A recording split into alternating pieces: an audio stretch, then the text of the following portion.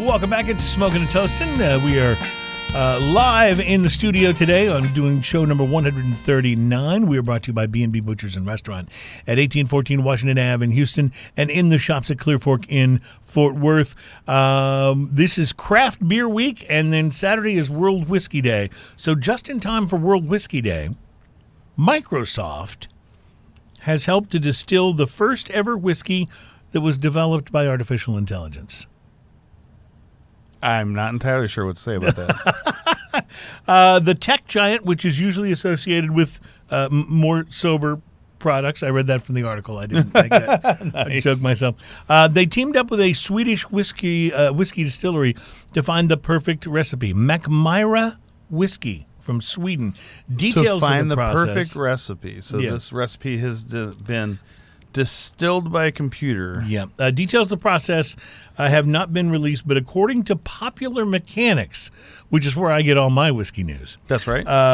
master blenders feed raw data into software, which they then run on Microsoft's Azure cloud program and AI cognitive services. They input data including legacy recipes, sales numbers, and what customers like. Algorithms then sift out the more than 70 million recipes and predict combinations which are likely to have the perfect flavor. The possibilities for different whiskeys are said to be endless. And then the master blenders take those recipes and basically use them to make the whiskey. So, Does this sound a little over-homogenized to you? you know, I don't like it. I don't have this big problem with AI. I just think it has its place, right? It has its place, and again, part of this whole movement that has made whiskey surge in popularity, that has made craft beer surge in popularity, that has made cigars surge in popularity, is the whole concept of it being hand-rolled, handcrafted, not recipes selected by a machine. Okay, I'm going to take a different approach on this, too. All right. Because I get what you're saying, and very valid. But how about this? They take everything that people like, and they make one product out of it. Mm-hmm. So that product has a little bit of everything that everybody likes. Yeah. Don't you think that's going to be a little meh? That's not going to be my favorite. My favorite beer. Like, when I want something Yeah. whiskey chocolatey, I go to Whitmeyer's. When I want something whiskey peaty, I go to Lafrague. Do you think I want both of those things in one whiskey? No. Because you I absolutely like both don't. of those things? You absolutely don't. And in fact, So it sounds to me like the computer. I'll go one further. Budweiser proves to us that what most people like in beer is the furthest thing from what I like or you like. That's right. Because neither one of us want the one that would be like the most popular. Well, this is what I'm going to call the Luby's theory, okay? You've eaten at Luby's. The Luby's theory. For those who are not from Texas, maybe you better elaborate on what Luby's is. Luby's is this is the cafeteria where everyone goes, and here's why I call it the Luby's. You get the tray, and you say, "I'll have that salad." And that if you're meat. under 54, you're probably not at Luby's. You're probably one of the younger people at Luby's, generally speaking. But Luby's operates on one simple principle: their food's not bad. And it's not. It's not. Not bad Actually, at all. as a matter of fact, you can order pretty much anything off their cafeteria, and it's all right. Yeah. I don't know if you could actually complain, unless you're just a complainer, about anything at Luby's. Right. But that is why they sell food. Because it's good. It's good for everybody. It's good. Your grandmother can eat it even if she has gastrointestinal issues. You can eat it because your grandmother's there and she wants Luby's, and you can get that little square of fish with a ton of tartar sauce. Right. Right, which is the square of fish is literally just a tartar sauce delivery system. That's exactly that's the way it what works. It is. Exactly what it is. That's how it, but Luby's is just one of these restaurants where everything is so mediocre and you can't possibly complain about it that everybody eats there. Right. The problem is You when know you start, you're not going to get a bad meal there. That's right. And everybody can find, I don't care how picky you are. If you're a vegetarian, you can find something there. If you're not a vegetarian, you can find something there. If you don't eat beef, if you don't eat chicken, if you don't eat, it doesn't matter. It doesn't matter. You can find food and be fine there. The problem is when you start adding flavor to stuff. Say, for instance, you open a, Cajun restaurant. Well, you've just slashed your customer base by right, a very because substantial a whole bunch amount of people aren't coming to eat by that adding stuff. flavor. Right. No, And a good that's point. the problem I see when you start to homogenize a recipe like that. What does everybody like? We're going to put everything in there, and now you have that. Yep. Same Which thing is happens. mediocre for everybody because it's always a compromise. Same thing happens when you try to, let's say, develop a hit television show. You don't wind up with The Sopranos or Breaking Bad. You wind up with Jim's House or whatever that. You know what I'm talking Everybody about? loves Raymond. Well, Everybody Loves Raymond was a funny show, but Meh. you wind up with something that is designed to appeal to the widest possible audience. That's right. And those aren't the shows that I love. I love the shows where they just got in and found That's a really no cool Full way House. to tell a story. Right. Full House, a perfect example. Yeah, it's a perfect example. So, all right. I'd like to open this next segment of the program by saying, in as, best way as I possibly can, I'm covering my eyes. 1, 2, 3 unto the 4.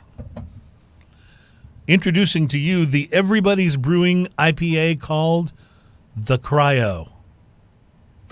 Do you get it? Okay, I was waiting for it to dawn on you what was going on here. This is where I said chronic. Yeah, this is where I said this is going to be like This is a place where I hope that the beer lives up to the packaging. Hold on. 'Cause I'm going to pause Mr. Twirlygig on the Yes. beer cam so you can concentrate on this because this is the cover Yeah. from Dr. Dre's The Chronic. The Chronic. One of But this is the most like epic and The Cryo. landmark hip hop albums of all time, right? Yeah. Apparently everybody's brewing knows how to party. Apparently they do. So we haven't tasted the beer. I've never had this before, so it's going to be very interesting to see how this turns out. But I got it because the packaging, there's been a few beers that I bought just because of the packaging. Some of them had like Day of the Dead type packaging, which I'm a sucker for that. Some of them have just had, they just look good. I'm gonna back down. I'm going to back up just a little bit before I open this and mention, because we were talking about Budweiser earlier and how they sell their packaging. Oh, you're still on this. Budweiser does a lot of things really well. Their packaging is gorgeous. Yeah, All of their imagery is amazing. Those Clydesdales, if you've ever stood next to one amazing. of those, It's amazing. it's breathtaking. Those animals And are I've just been huge to and the brewery. majestic. The brewery is a thing of wonder. Absolutely amazing. in St. You know Louis. the only thing that they really do wrong? The beer. The beer. Yeah. Well, Speaking with that in of mind, let's see how the guys did at Everybody's Brewing with the Cryo. Cryo. Yeah, I just thought it was just brilliant. Now, see, I can see that session where they're sitting down and someone came up with the idea and they're like, no, seriously, we're doing this. Yeah, right. Exactly. I don't know, guys. No. This Seriously, is happening. We're doing this. It's happening. Well, I have a feeling that This will smells not, fruity amazing, actually. I have a feeling that this will not be as flavorless on the nose as the last. Like, one. I haven't even put it near my face and Yeah, it smells fruity and you amazing. can smell the citrus and the fruit on this already. Smells good. Hazy. It tastes good too, boy. Small bubbles. So, Ian, this is really interesting because, first of all, I really like this, and we'll go into the flavor profile in a second. But This could also be called Dank AF. dank AF, yes, absolutely. It is a very, it's a very dank beer, and it's interesting that you say that because it says on the can, this is dedicated to the craft beer fans that were down from day one. Welcome to Cryo. Through a cryogenic separation process, pure lapulin is extracted from the hop cone, leaving behind a hop powder that contains all the desired flavor. Enjoy the huge aroma and juicy flavor of the pounds of mosaic powder in this groundbreaking IPA. I actually thought it said something about dank on there. Maybe I was confusing it with something else. But No, you know what? This is Dank AF. And it has a pineapple-like bitterness to it. yes, But more of an orange peel kind of flavor. you know what I really Or lemon orange peel, like the zest, Like a lemon zest. zest and Yeah. orange peel kind of flavor. This is really interesting. This would not be love my the flavor. first grab, but this is good. This is interesting and it's intricate. And it's interesting in a way because in comparison to the Budweiser Copper Lager that we had earlier, which felt like big beer trying to make a craft beer, this really is one. You know what I mean? The flavor ride on this is so interesting because it hits the front of the tongue with a brightness. It follows the middle of the palate with a malty roll that just goes right across the middle and then finishes with that bright citrusy, zesty. Like my mouth is just watering right now. It's like that, that quench gum you used to get at yes, I remember. It would make you stuff. drool just about this. Yeah. This leaves your mouth like that. This is a very interesting, and the more I drink this, the more I like it. It's the opposite of what the Budweiser did to me. The more I drink this, the more I kind of want more of it. Just chill till the next episode. That's good. That's really, really good. It's pretty nice. I love the packaging though. That's the Cryo. Yeah, I've actually had this beer for a while, and every time I thought about bringing it, I was like something else would come up, and I would go, no. That's pretty. Got something else. Where's everybody's brewing from? I want to say that it's from Washington, White Salmon, Washington, which sounds like a relatively small part of Washington, because for one thing, I've never heard of it before. Right. I could be wrong about that, but.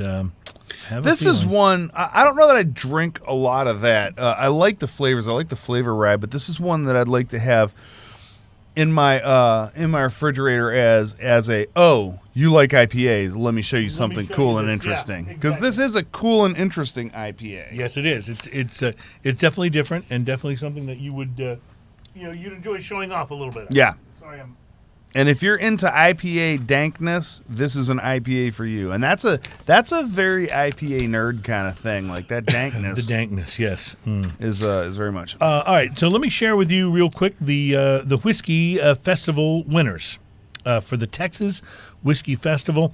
So the Texas Whiskey Festival took place back in April. And these were the winners that were announced in the various categories. In the category of bourbon distilled grain to glass in Texas, number 3, Ranger Creek 36. That's not the one I was looking for. I didn't think that was funny at all. Number 2 was the Garrison Brothers Balmorea. And number 1, see, I think you're doing the completely wrong sound effects there, Ian.